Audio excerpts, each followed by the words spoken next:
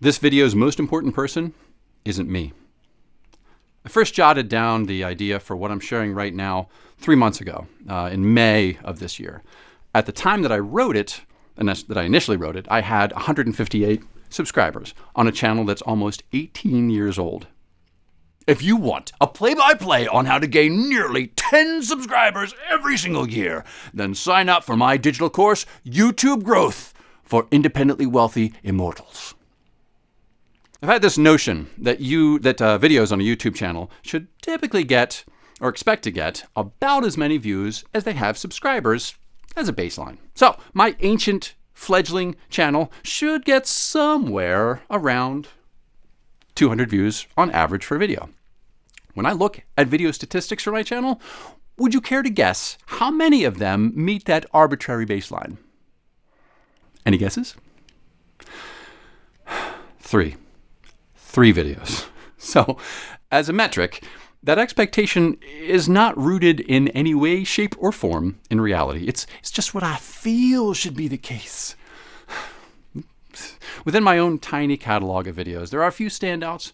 What one Irina D called viral for me. VFMs that far exceed my not terribly useful or accurate metric.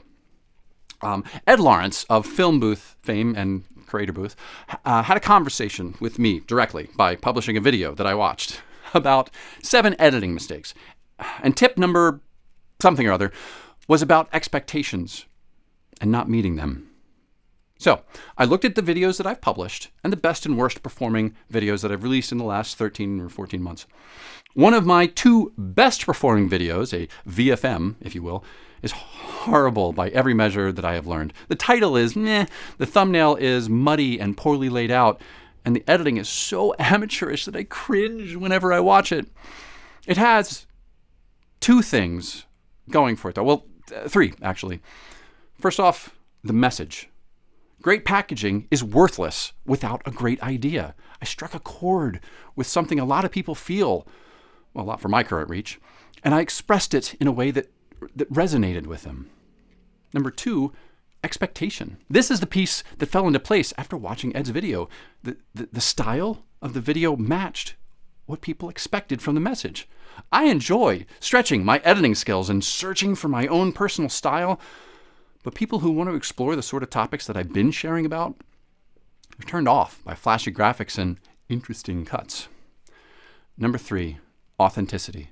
When speaking about deep topics, people need to feel that the person speaking is as real as they are.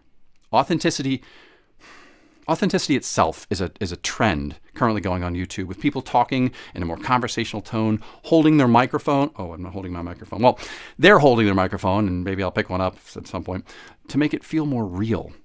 It pays to make your cool gadgets as unobtrusive as possible. You want to leave the environment natural looking.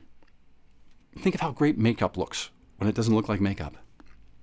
Another well-performing video where I had much better equipment and was far more savvy as an editor, had cleaner and more pleasant production quality, and I did not go over the top with edits. That's growth. I improved my skills without losing the magic that I want to spark.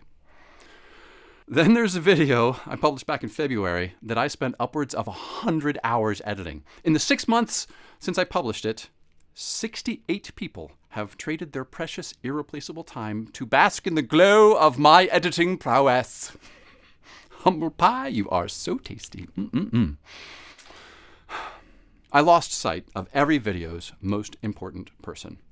When you create any sort of content, whether it's a tweet, on X, a video, post on LinkedIn, or the sales copy on your website for your product, the most important person is the one who's reading it or watching it. What is causing pain in their life? What are they worried about? What do they care about? Proudly and thoughtfully listing all the great features of your product, like me showing off my editing chops, isn't what people need. It's not what they want.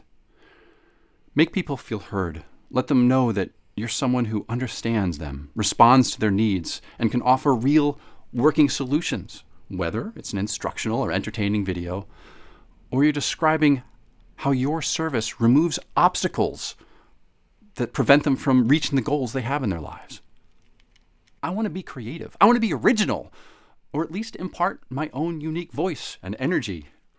I want to connect without losing sight of my mission or my authenticity. That means, above all, remembering the most important person for everything that I write and every video that I create. You. How your service removes obstacles from the goals that they need to have in their lives. That went so well.